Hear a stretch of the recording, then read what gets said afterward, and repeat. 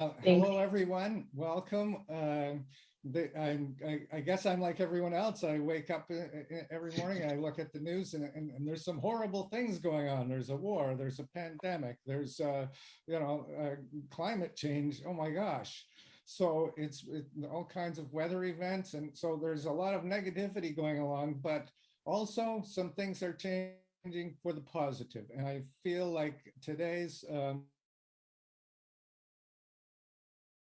webinar. It's a little strange because most of our audience is Canadian, but to be talking about American laws, but they do affect us a lot. And that's what we're going to talk about today. And I feel like we're at a turning point, finally.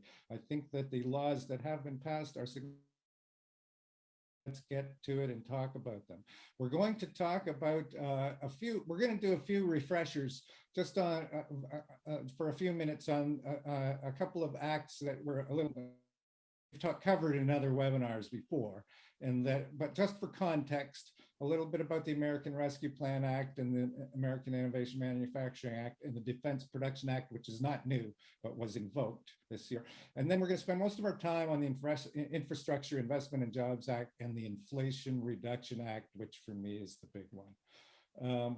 Okay, and before I do that, a little commercial. Let's talk about the climate solutions series. As Desi alluded to, it's going along really well, and I'm very proud and happy with the way it has gone. This past spring, we attracted Professor Mark Jacobson, truly one of the world leaders on renewable energies and disinformation. We talked about all the disinformation that was coming out about renewable energies. So that was great. And in the future, next month, we have a couple of other leading lights, I guess, luminaries. Professor Robert Howarth from Cornell talking about methane, and we're going to touch on it today, of course. And of course, and then also Professor Strachan, I think is how I say his name. I've only ever communicated with him by email, but I'll find out before the webinar so I can say his name right. It might be Strachan, it might be Strawn, and he's going to talk about the war and the real, very real energy crisis in Europe and in the UK. So I'm excited because I hope you will check out the bios on these gentlemen, and you will find out they really are leading world experts in their fields.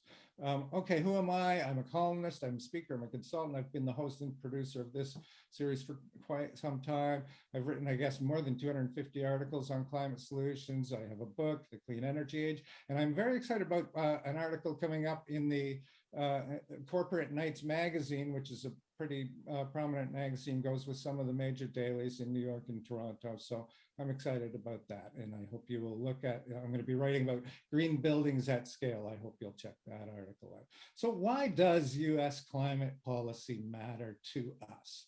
Well, and who are us? So, well, a lot of us are Canadians on this webinar, but the direction from federal government of the world's biggest economy influences us, and it influences other entities. So it influences other governments, it influences states, provinces, cities, corporations, little businesses, the global financial system, the Fed, the International Monetary Fund, and a lot of institutions and organizations all over the US, all over North America, and all over the world. And I guess the tail also wags the dog because these entities influence Washington, and so when Washington is developing these policies, they are consulting all of these groups. And I guess that creates a certain amount of synergy. Hopefully they're on the same page to some extent when the action finally begins. And these entities also can, of course, act independently, as California or New York might do when they want to trailblaze, when they want to push the national governments, which tend to be slow, including the federal government in the United States. And so let's see. So I guess also for our audience, I guess federal government often sets the direction for smaller governments, and the USA sets the direction for smaller countries like Canada. And sometimes the federal government can be fast, which we're all pretty cynical sometimes, but they also, some of what we're talking about today has instruments in it to make it fast, and that impact can come through regulation or funding of stimulus programs for smaller governments. or it can be direct, sometimes immediate impact through direct technology incentives for actual private sector players, maybe deployment, manufacture, research, industry development, maybe some universities. The global market is impacted through domestic and international technology standards. And I never fully appreciated standards till I did a few stories on how important they are to the world economy and the large corporations and setting strategy. And of course, that is strategic planning and investment. It matters a lot when you're trying to commercialize solutions for climate. Influence on countries worldwide, also on countries as a whole, making their strategic decisions. So whether they can grow their economy or protect their economy. Of course, Canada was very concerned when some of these legislative packages had some Buy American clauses in there, and we're going to talk a little bit about that. First of all, let's clear the way with some of these sort of contextual legislative actions that happened recently. So there was the American Rescue Plan Act in March of 21, and this was mostly a COVID support act. I'm not going to get into too much of it because it was mostly for domestic, but it did introduce a few things sort of almost incidentally that relate to the climate question. And then the EPA one, the American Innovation and Manufacturing Act for refrigerants, that one was all climate. Important, but again, I've covered it before, and it was a ratification thing, and we'll talk about that, and then we will talk about the invocation of an existing act, the Defense Production Act, also. So the American Rescue Plan Act, as I said, it was mostly a COVID package that allowed people were hurting, and this was in 2021, and they were, the economy was depressed, the people were depressed, and so they introduced measures for a lot of disadvantaged areas. And one of the things that they thought was, well, now that everybody's at home, it's a good time to start swapping out our buses for electric ones. And so at the same time, they could help some of the climate change is not just about the planet, it's also about human health. And all these children, are being subjected to diesel emissions.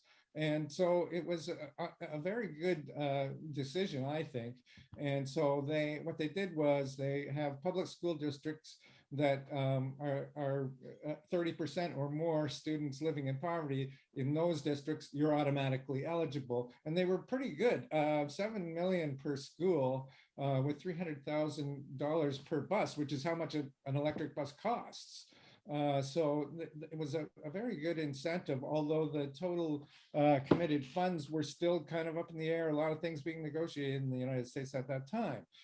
States and they wanted, of course, the political move was to say, even if you're in a wealthy state like Massachusetts or something, we will still make sure that at least one school district with the highest percentage of students in poverty will get on the list. Also, the tribal schools were included, and also they covered themselves in case a private entity was contracted by these other entities. They would also be covered and they would get the money. And this act built on other electric bus things. So they started with swapping buses back in 2010 with the Diesel Emissions Reduction Act. But my complaint as an environmentalist was that you were allowed to swap to natural gas, which isn't much greener than gas or diesel. This time they said the new bus has to be electric, so that was good. And then this was followed up later with what we're going to talk about later, the Infrastructure Investment Act, which another $5 billion for electric buses. So that's great. The American Innovation and Manufacturing Act, they always have these very big names, but it was for refrigerants, and it was a ratification act to ratify the global treaty that was created by the Montreal Protocol. Now, the main problem, just as a refresher, is that refrigerants in the atmosphere have two serious environmental problems. Ozone layer depletion, and you can see the blue hole in the bottom left on your screen, that picture of the world You'll see the hole in the ozone that we had. And then later, along eliminating one kind of refrigerant, we found out that the refrigerant was creating problems for global heating. So the refrigerants are supposed to be self-contained inside of, the cooling system, the ice making system, or the refrigeration. But the reality is they aren't. An arena or a grocery store, those buildings, up to 30% leakage, refrigerated 50%, and ships 39%. And so anyway, that's the problem. And the solution was that the world came together, 197 countries agreed and ratified the original Montreal Protocol, which proves that we can, as a world, come together globally and do some work on the environment.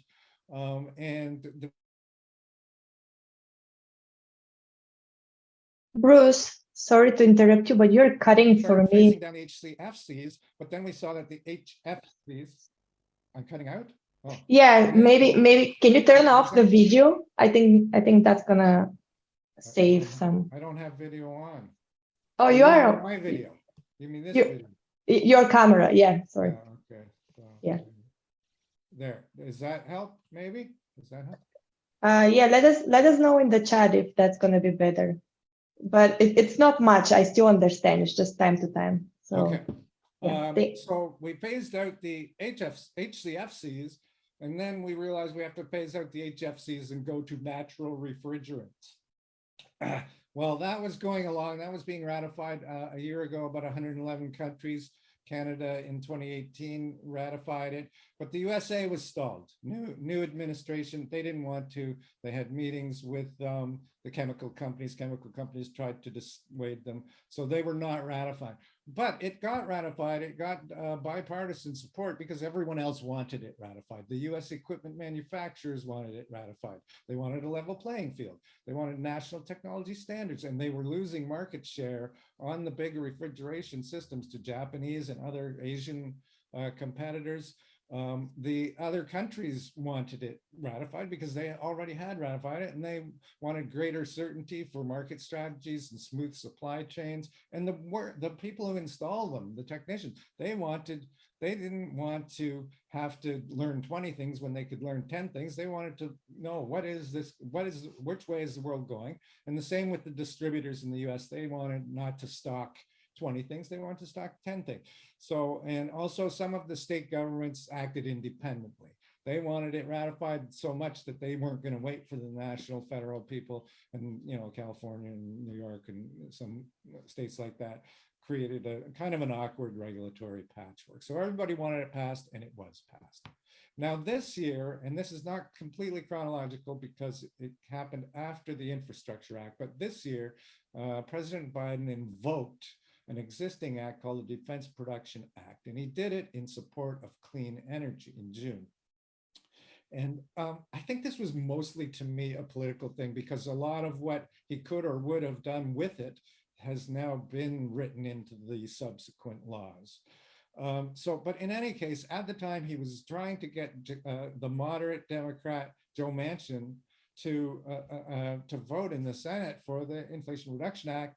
And I think he wanted to signal to him and other people who supported him, other political actors, that, presidents have power. And I can just imagine the closed door conversation where he's talking with Manchin and he's saying, look, I can take your coal plant and I can declare an emergency and turn it into a solar panel factory, And I think that, all of a sudden, 2 months later, Manchin was working with Schumer on the Inflation Reduction Act to get it into shape so that he could vote for it, and they did eventually vote for it. So I think that was a signal to that group of people. And I think it was also a signal globally. So it was we had the Russians holding America hostage with the gas, Europe really, hostage with the gas situation. We had the Chinese sending their semiconductors to the phone companies instead of the auto manufacturers, all these things. So I think it was a signal to Russia, there are other ways that we can respond other than beefing up oil and gas when you withhold yours. and of course, I mean, the U.S. is happy to sell their gas to Europe during the crisis, but President Biden wanted also to say we're getting ready for tomorrow and we're getting ready for green, and it became an idea. Well, it's a protectionist era. We're starting to see how countries can hurt each other, and we're starting to make plans to prevent that.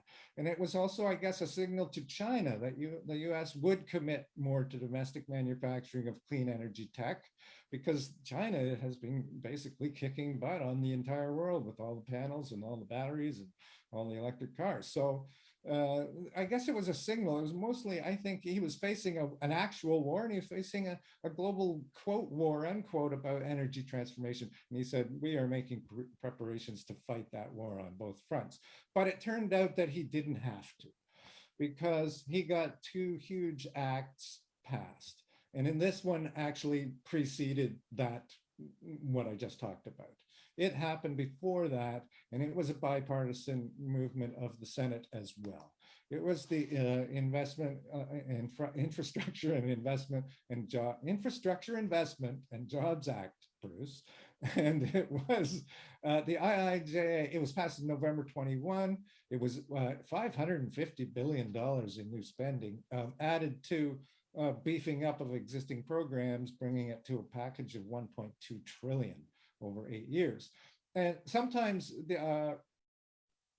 these packages, the amount of money, it's always criticized, not enough, whatever, but they have as much symbolic value, as I've already explored in the introduction, as they do actual value. But this one had teeth. So there was funding for roads and bridges, which have been crumbling everywhere.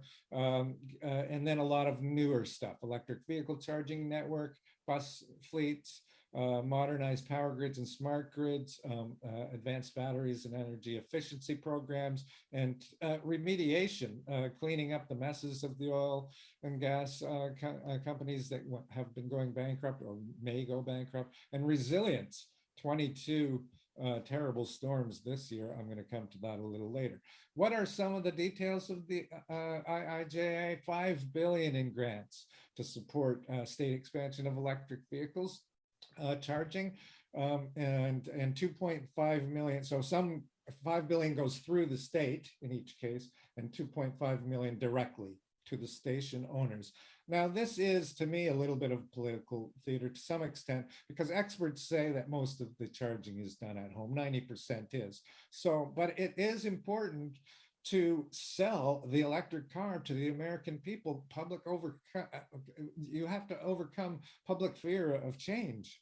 And so the White House said, we have a goal of 5,000 chargers. I think there's only 60,000 gas stations right now. Used to be 125, but they declined as the big guys started crunching all the mom and pops.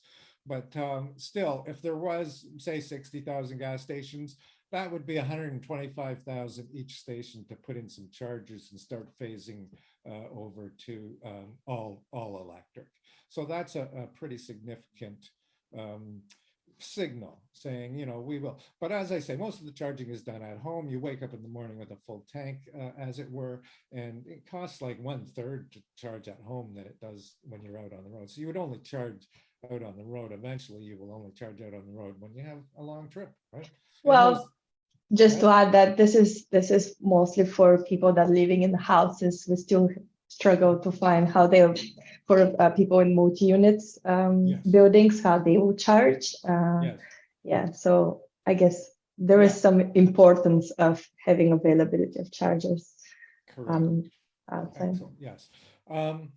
Also, electric buses, as we talked about, they beefed it up some more, and they also had 2.5 billion for electric ferries. And this is a picture up in the top right of the new electric ferry near where I live, Kingston and Wolf Island and Amherst Island. They ordered 2 of these from, I think they're made in Norway. And that's an electric ferry. And as I said before, the electric buses thing, it's one of my top pet peeves that we haven't done it faster. I mean, kids are breathing these diesel fumes. It's just something that absolutely has to be done. So, and how does Canada, for example, benefit? Well, we have 5 bus companies, at least I think there might be more that I don't know about it, but these are the ones I know about. And so you got BYD in Newmarket, which is a Chinese company, but it's an assembly plant here. You got Winnipeg New Flyer, Lion Bus in Quebec sells buses all over North America, and Nova Bus in Latena, they're pretty new, but they're also Quebec bus companies manufacturing them. So and I touched on it earlier. Are we going to be able to sell things, because Buy American requirements are included in the IIJA and also some of the Inflation Reduction Act, but they generally do not affect Canada because of the rights under NAFTA and under the World Trade Organization, and also with most legislative packages, the federal government goes down to Washington, makes a visit, and they do some lobbying and some negotiation, which is exactly what they did with the IIJA. And so, the Inflation Reduction Act actually has specific language assuring that American content requirements for manufacturing do not threaten Canada and Mexico or other countries with free trade agreements.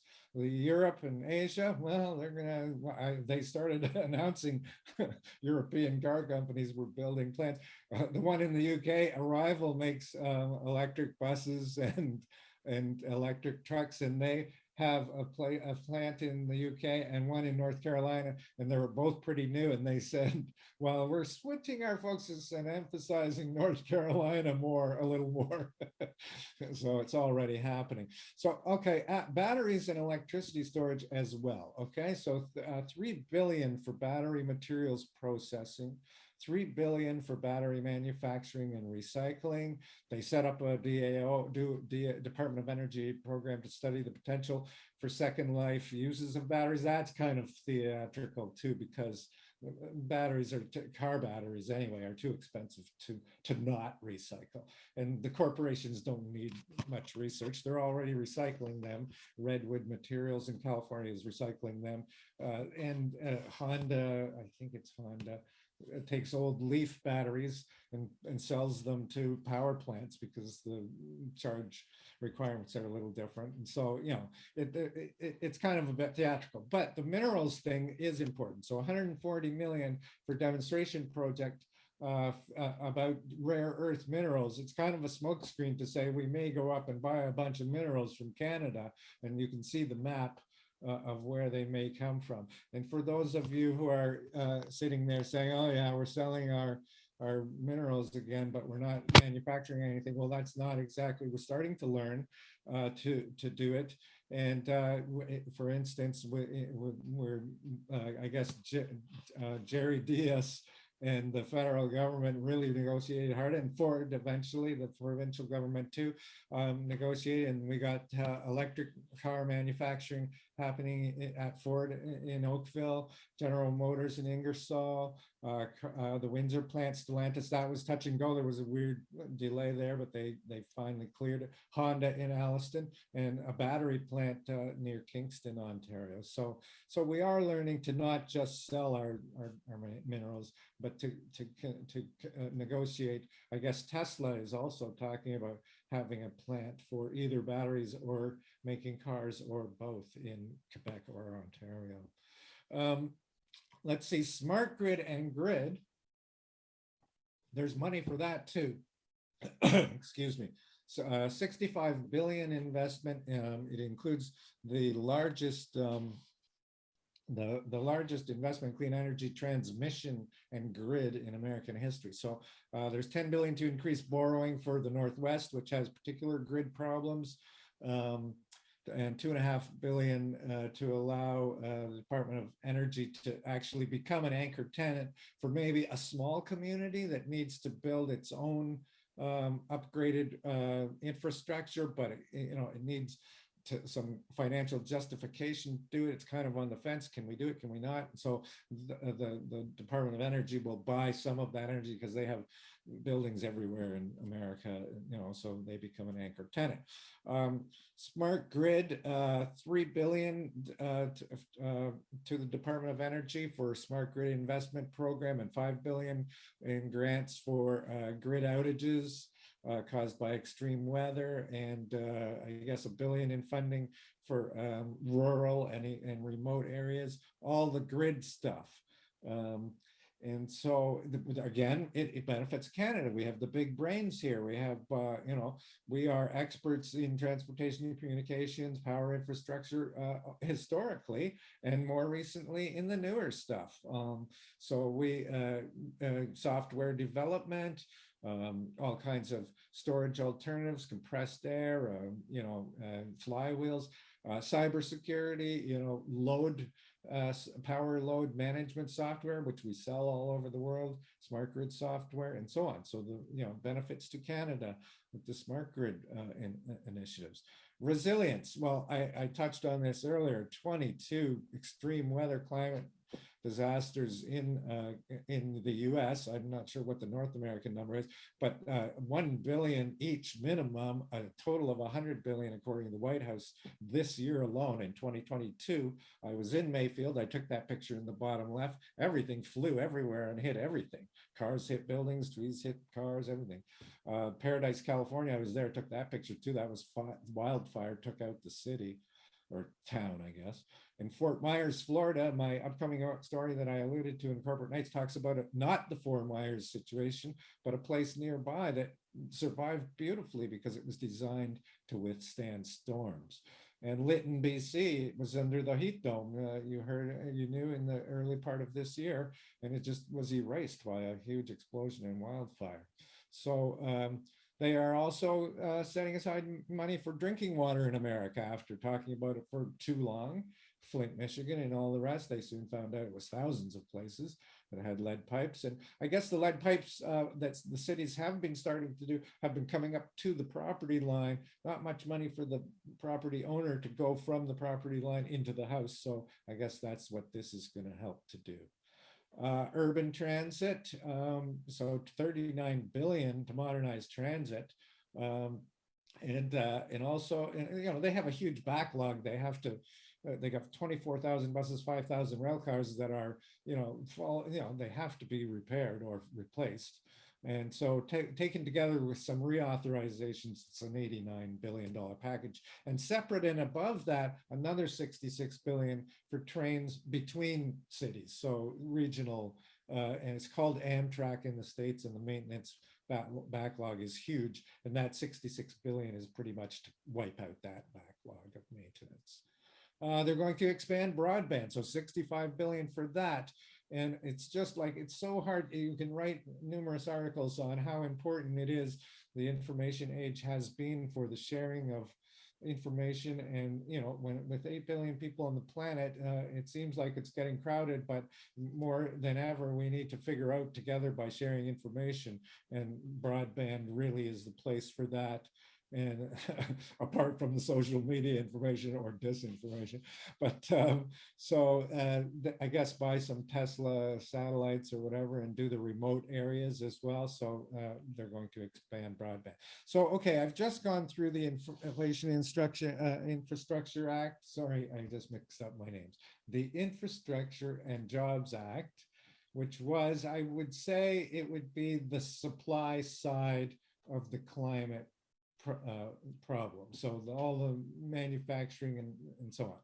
And now I'm about to talk about some other acts, including the Inflation Reduction Act, my big one, which is the demand side, the people. But before I do that, I want to just go back again. Why are we doing this? Why are we doing this webinar? Why are we here? How important is it for cities? Well, Canadian cities need to track, I want to reinforce this, the trends and the reference points, the case studies, the best practices when they are planning their own strategy. And they need to, I think most of you know this, but for anyone who knows, Canadian cities need to flag direct threats. Like if you're a border town, or just if your town is very dependent on, I don't know, electric car manufacturing, you need to know the opportunities and the threats created by these actions. And I don't have to explain US cities. We have a few US cities in our audience. The direct largesse, the important signals that you get, and the rules, the national standards. Obviously, you want to know about those. And then I guess we have some Canadian government and other national people listening in, and they're affected positively or negatively by these policies. And in some cases, and not usually not by accident, but in some cases very deliberately, like in the case of China and Russia. And I guess Canada itself, while it is sorting out its transition model, and it is lagging, and working with the other governments, this is important information. But surprise bonus, before I talk about the IRA, I want to just throw in another act that was passed just recently in 2022 in the United States. It's the Chips and Science Act. And it very deliberately is in an increasingly protectionist era, says Bruce, the US designs legislation specifically to reclaim the semiconductor industry or semiconductor industry dominance from China. So it was a bipartisan Chips and Science Act. It commits $280 million, quite a bit of money, to strengthen American manufacturing and capacity, supply chains, national security, R&D, regional high-tech hubs. Semiconductors are in everything. They're in appliances, automobiles, defense systems, and there is a lot of sensitivity around this Huawei thing, the chips, and and the White House says America invented the semiconductor, but we're only producing 10% of the supply. 75% is coming from Asia, and none of the really important chips, all of them are coming from Asia. And so this is going to boost workforce development, R&D technology, and nanotechnology, and clean energy, and computing, and in artificial intelligence. And so it provides $52 billion for American semiconductor R&D and workforce development. It creates a 25% tax credit for manufacturing, for setting up a factory, which will stimulate billions more. And in the blue type at the bottom, along with the passage of the act, they had a bunch of private sectors announcing factories that they were going to open to make chips in America, 50 billion worth. And then they were going to have some sector specific interagency working group that's going to help clear the permitting bottlenecks to get this all happening. So as I said earlier, sometimes they can act quickly on some of these things, and I guess they felt they needed to, because car manufacturing was stalling at a time when they don't want it to. They dearly do not want it to, and so it was a signal to China, we're going to take back this industry.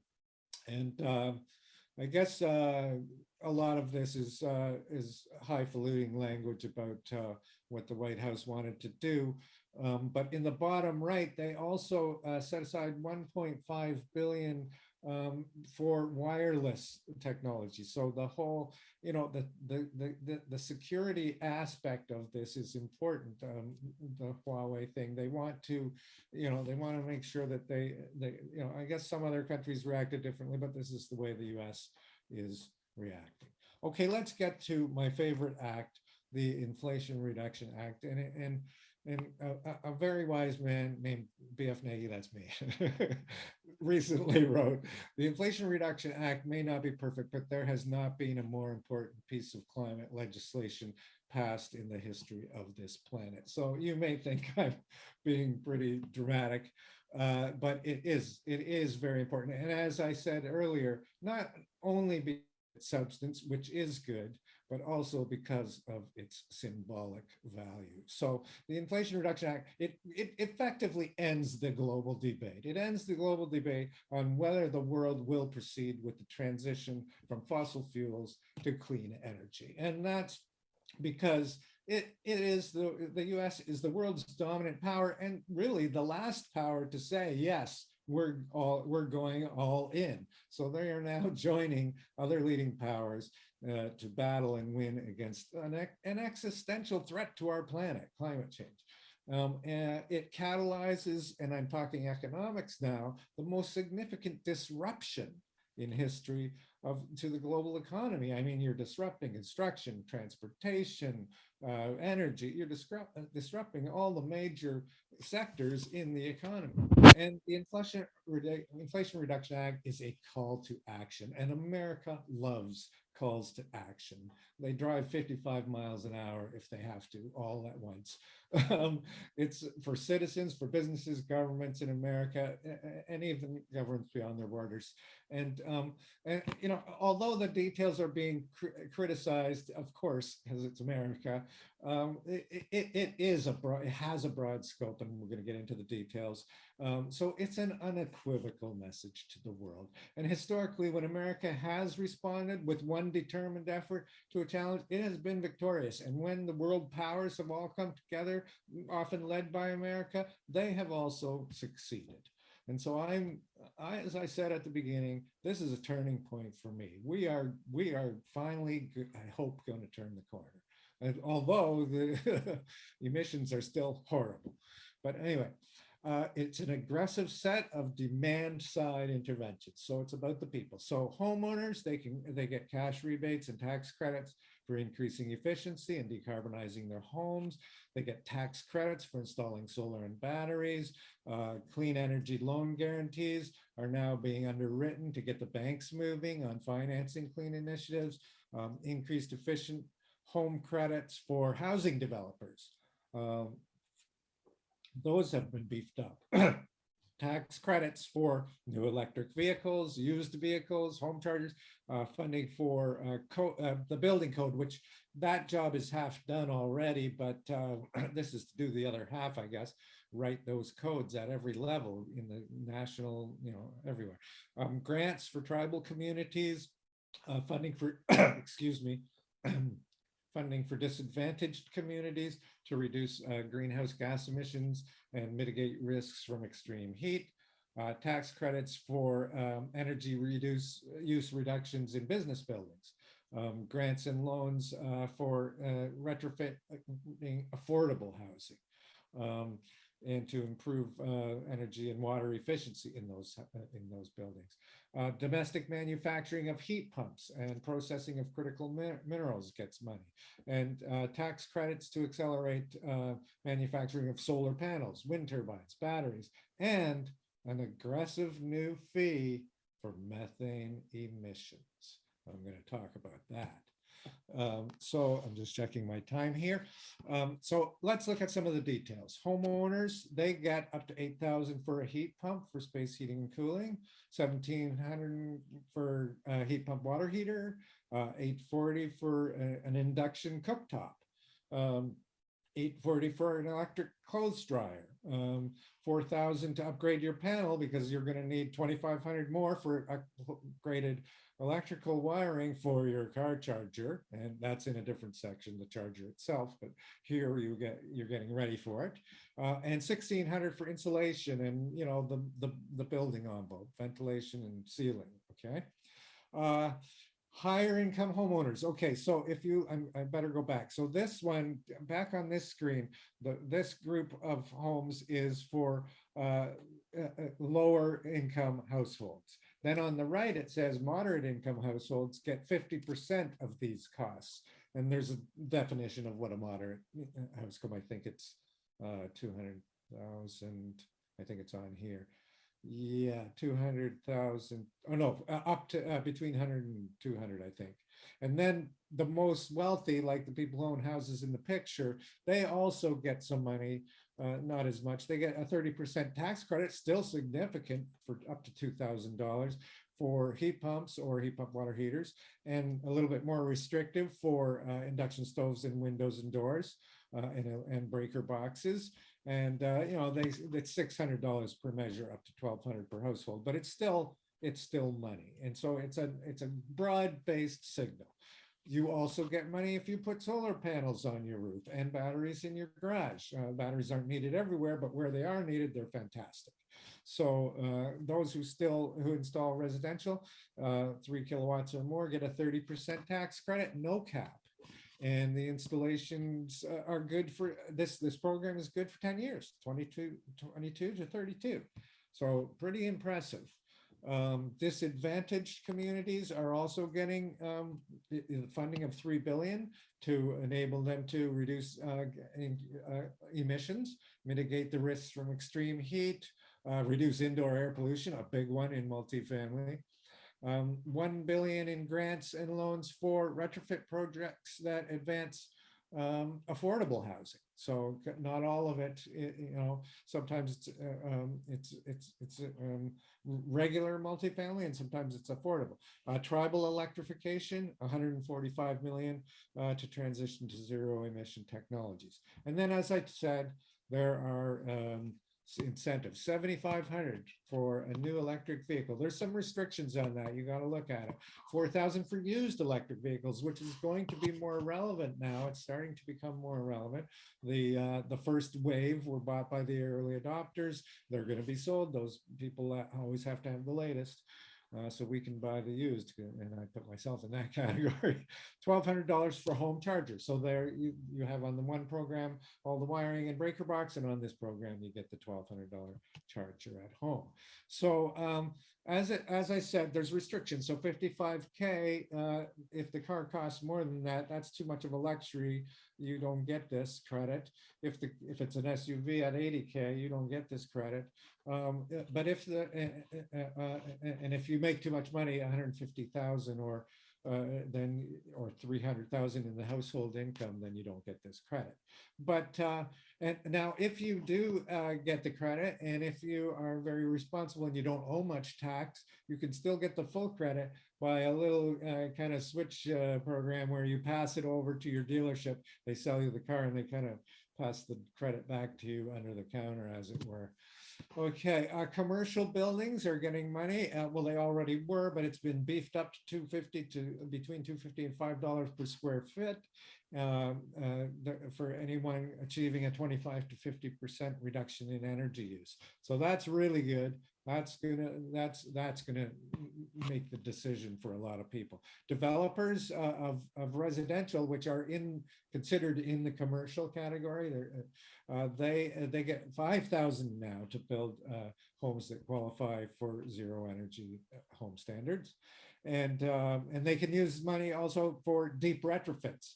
So there's a lot of deep retrofits going on in places like New York, which have passed very strict laws on buildings. 70% of their emissions are buildings. And then loans from the Department of Energy, I discussed that earlier, or I should say loan underwriting the bank loans. 40 billion for that, 3.6 billion for that, up to 40 billion in principal amounts. And then $1 billion to finish the job on building codes, writing building codes. Sorry, just checking my time, make sure I'm okay here. The IRA also offers, of course, American-made solar, wind, and batteries. So $30 billion is available for a production tax credit to accelerate, manufacturing of solar panels. 10 billion as an investment tax credit for new facilities, new buildings that are going to house the factories. The equipment. 500 million available for heat pump manufacturing and the processing of critical minerals. Excuse me. That tax credit can rise to 40% from 30% if you are in what they call an energy community. So this is the soft landing that some of these legislative packages are arranging, because, you know, I am angry at the oil companies, but I am not angry at the oil workers who are having to transition. It's difficult. And so these communities need some help. So you are getting 40% tax credit if you put your solar farm or your solar manufacturing facility into almost anywhere in a whole bunch of states like Kentucky and West Virginia. Brownfield sites or oil and gas sites or coal-fired sites, all of those sites, you're getting 40%. Microgrids, I always talk about microgrids because people don't know it's a huge industry. It's when your sort of your housing development has its own power right beside it. And I just stole these quotations from the industry from another writer. I feel kind of bad about that, but he or she collected them. But they're saying here that by monetizing the microgrid, more housing developments are going to put in their own power, which is going to be really good for reducing the stress on the grid of all our new electric cars. And another one of these quotes talks about that. It's both ended. You know, there's tax credits for more electric cars, and there's tax credits for, you know, solar panel microgrids and batteries. And there's tax credit, and I guess there's also going to be, therefore, we have all kinds of problems with grid utilities, main utilities, fighting with these littler utilities. How do we get these onto the grid? How do we make the software optimized? How does everything talk to each other? How do the market instruments work? All of that is going to be made easier with some of this very strategic funding. Now, I did say there is a methane fee. And, you know, again, it feels like punishment to the oil and gas industry. I don't feel bad for the oil and gas industry, but I do feel something for the people who work in it and the people who have to transition to a new world. So there is a soft landing in the fourth screen. I have 4 screens on this methane fee. But before that, let's talk about how they're getting clobbered. So that it includes some incentives, but it includes a disincentive. So it will be a methane fee. It starts in 2024. It was decided to do this because the White House kept getting reports that said the most important, the fastest way to have an impact and hit your greenhouse gas targets is in the next 10 years, in the 30s. I mean, in the what decade are we in, Bruce? In the 20s, is with methane, because methane, it has a bigger impact but a shorter life. And also, there's a bunch of leaking wells and a bunch of cows and a bunch of ways that we can reduce methane pretty quickly, proven ways. And so this fee is going to apply pretty much to all the natural gas and oil facilities, but you may not have to pay it, as I have hinted. Okay, and in this screen here, it tells some of the details. So it starts at $900 and it goes up in 2 years, I think, to $1,200, and then eventually to $1,500 by 2026. So it's pretty aggressive. And then there's a lot of language for policy wonks and lawyers on this screen, and I'm going to go to the next screen. And this is the soft landing right here. Okay, so although about 2,200 facilities will be subjected to this methane fee, the IRA also authorizes the EPA to appropriate $850 million in grants to facilities subject to the fee to meet a range of objectives, to improve and deploy industrial equipment and processes that reduce methane emissions. So you have to pay this fee, but you don't have to if you fix your factory. Okay, so we're pretty much, you know, whacking you over the head with a carrot and a stick.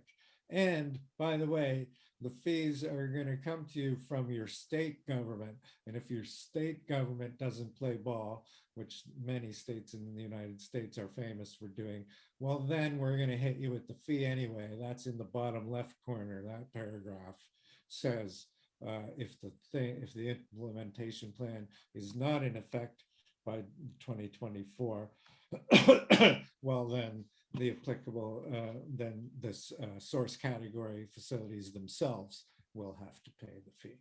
So that's the methane fee. I'm very glad that it's happening. It is effectively a carbon tax, although it's strictly based on emissions rather than a broader based carbon tax like the Canadian one. But that's good too, because it targets the biggest offenders and it targets the most immediate problem, as I alluded to. You know, these 10 years are very important for methane. And you're going to hear about that, as I talked about, in an upcoming webinar with our methane expert, probably the world's leading methane expert, Robert Howarth. So I guess, Desi, that completes my screens on the legislation. I have one more screen to promote the upcoming webinars, but before I do that, we still have some time. I'm hoping that maybe, I don't know if you've been monitoring the chat. Do we have some questions out there that I can have? Yeah, thank you, Bruce, for this presentation. So informative. I am opening it now for Q&A. You can either type it in or you can raise your hand and I can unmute you if you want to ask your question vocally. I also send in the chat the registration for the next webinar when we're going to talk about the methane. And while we're waiting for folks to, if they have a question to join, I actually, it's not that much of a question, but because I'm currently working on EV case studies. Surprise, surprise, because I've done this before as well. But I was very pleased to see the slide that you had about the manufacturers that are going to happen here in Canada and a couple that are in Ontario as well. And I was wondering, do you know the timeline about? I think it was Yeah, they're all pretty immediate. They're all sort of refitting the plants now, and they're all gonna. I think the production lines mostly in a couple of years. Pretty much all of them are around that sort of timeline. And I just wanted to add that was a very interesting interview I had with Jerry Diaz, the union guy, because this was driven by workers. You know, Canada and the US has a long, long history of building cars together, and especially Ontario, you know, and all of a sudden it was turning into the era of protectionism, and you were starting to hear, well, we're closing plants in Canada, in Ontario, and we don't have any plan to reopen them. And so the workers obviously were freaking out, and Jerry Diaz is the union leader, and so he started calling up GM and Ford in Detroit, saying, "Hey, what's going on here? You can't do this. Why can't we build this car in this plant or that car in that plant?" And he was very successful. So I have to give him props, because then he kind of dragged first the federal government, which was easier, kicking and screaming, to the table, and they brought some money, and they brought, you know, they did their photo ops. And so I'm very proud of the workers saying, you know, standing up and saying, we're going to do that. And I'm also proud of the newer industries, like the bus manufacturers that have emerged in Quebec and across the country, and the battery people. And, you know, I think Canada and the, you know, the software development people, we're doing a good job with the clean energy supply side, but we're still not doing a great job with ending fossil fuels. That we have to deal with. And I think all of these legislative actions from the US are a signal to everyone else, not that other people aren't doing it, but to say, yeah, we're doing it too now, and let's all do it. And so I think it's going to happen. Yeah, just a couple of questions that came there related to the sharings. Yes, we will share the recording and the presentation afterwards with everyone that was registered.